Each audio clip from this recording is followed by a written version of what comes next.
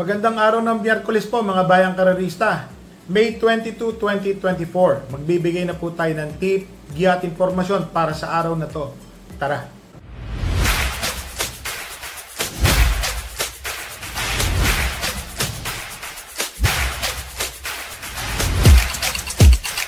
So mga bayang karerista, meron pong hinandang 8 races para sa araw po ng Miyerkules. Makikita niyo po. Medyo may kahirapan po ang lineup. Para sa akin po mahirap po. Magandang mahirap. So lahat po ng karera ay sa distansyang 1,200 meter race po. So magbigay na po tayo ng tip, giya at informasyon para sa araw na to. Ang start time po ng karera ay sa ganap na alas 5 ng hapon. Dito po sa race number 1, rating 5 split placer po ito. Ang first choice ko po dito, entry number 5, Lady of Peace. Ito pong si Lady of Peace, mga bayang karerista, matuling kabayo. Yun nga lang, baka mapahirapan lang po dahil marami rin po akong nakikita makakasabay sa kanya sa unahan.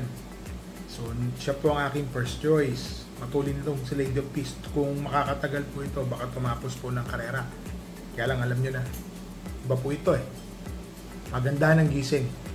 Ang second choice ko po dito, itong entry number 2 na si Daginding. Ito pong si Daginding, mga bayang karerista, Love Galieta po ang papatong. Baka makapanood po ito ng kwarto pwesto, tersero, biglang chumakabang nagpapahirapan pa po sila sa unahan. Ang third choice ko po dito, isang dramating kabayo rin, entry number 4 na si Honey Rider. So race 1 pa lang po, mahirap na para sa akin po. Ang first choice ko po dito sa race number 1, entry number 5, Lady of Peace. Second choice po, entry number 2, Daginding. Third choice po, entry number 4, Honey Rider. So dito na tayo sa race number 2, mga bayang karerista. 1,200 meters nga po lahat. 11 to 15 split po ito. First choice po, entry number 8, Antonio de la Mugis. JB Hernandez na po ang papatong. Umentado po sa hinete. Tingin ko, malaki po ang panalo. Ang second choice ko po dito, itong entry number 7 na si Mabuhay, mga bayang karerista. So si Mabuhay po, iba po ang tinatakbo nito recently. Mukhang nasa kondisyon na po ito. Maganda po ang mga kinikilos nito, mga bayang karerista. Tingin ko po, yan po ang isa sa makakalaban. So dito po sa race number 2, first choice po, entry number 8, Antonio de la Mugis. Second choice po, entry number 7, Mabuhay. Dito na tayo sa race number 3, mga bayang karerista, 6 to 10 split. 8 runners. First choice po, entry number 3, Best Shot. Dan Camaniero po ang papatong. Amentado sa hinete pa lang ho. So, ito pong kabayo na to, marami po kaming nag-aabang dyan kung ano po ang ikikilos niyan. So, mataas po ang lahi niyan. Magandang kabayo. Pag-aari po ni James Rabano po yan. Boss James Rabano. Tingin ko po, alam nyo na, maganda po ang ikikilos niyan ngayon. Ang second choice ko po dito ay matuling kabayo. Gold and Silver. Sa kung pagbabasdan nyo po yung karera na to, si Gold and Silver lang po ang makakalayag ng malayong-malayo dito. Galing po ito sa mataas na ratings eh. Nanalo, pumanik. Ngayon no, nasa rating 7 na siya. Tingin ko, malaki po ang panalo nito na si Gold and Silver. Ang third choice ko po dito, itong entry number 5 na siyang tingin ko malalyamado, outstanding. Calle Loreto. Charles A. Reyes po, minus 1 kilogram. Alam nyo na, kung sakali pong may buti pa to sa katawan, mananalo na po ito. Sagad na po ito, rating 6 na po ito, isang takbo na lang, baba na sa 5 eh. So dito po sa race number 3, first choice po, entry number 3, Best Shot. Second choice, entry number 4, Gold and Silver. Third choice po, entry number 5, Calle Loreto.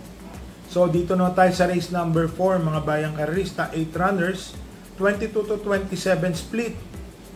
First choice po, entry number 6, Bad Boy MJ. Ganda po ng panalo nung nakaraan ni Bad Boy MJ.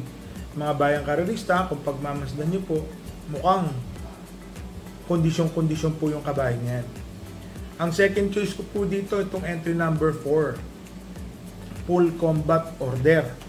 Pamboy Ponce po ang papatong, napakaswerteng hinete, parati yung nagpapanalo, lalo na yung mga sinasakyan niya na pag-aari po niya, may Dad Bogart, mainam po, parati pong nananalo. Siya po ang aking second choice. Ang third choice ko po, medyo dihado po, entry number 1, Charm Campaign.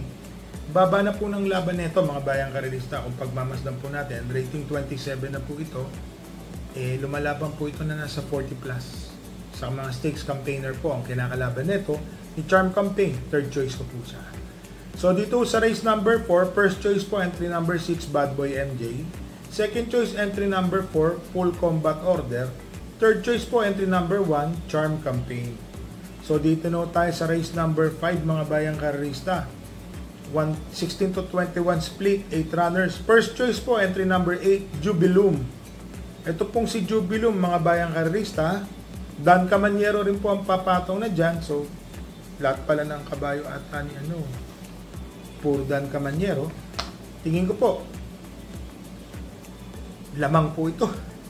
Kasi si Jubilum po, naalala ko, segundo po ito, muntik manalo May kalaban po siyang napakagaling. Nandoon na rin po sila, Cathy and Alice. Alam ko po, pagkakatanda ko po, ganun po.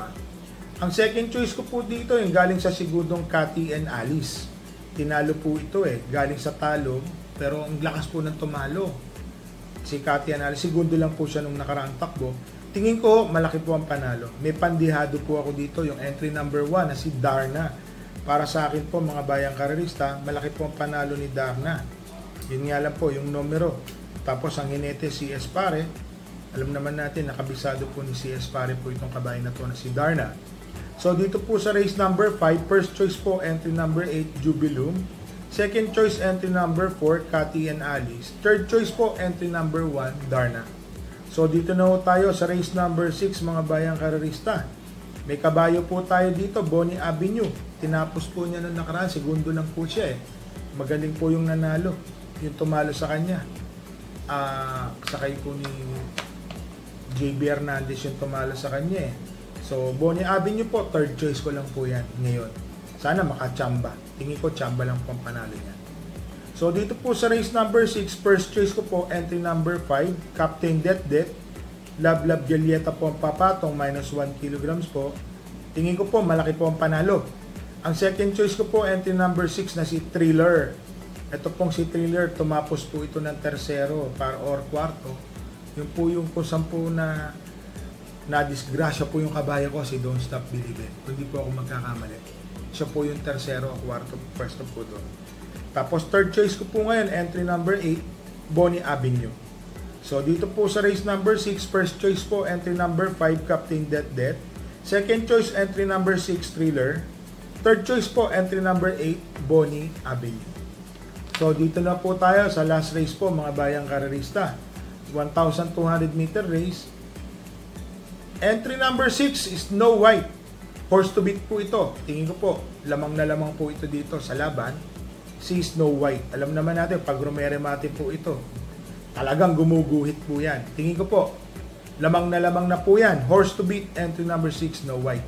Naglagay po ako ng panigundo dahil alam nyo naman, paratingan po ito.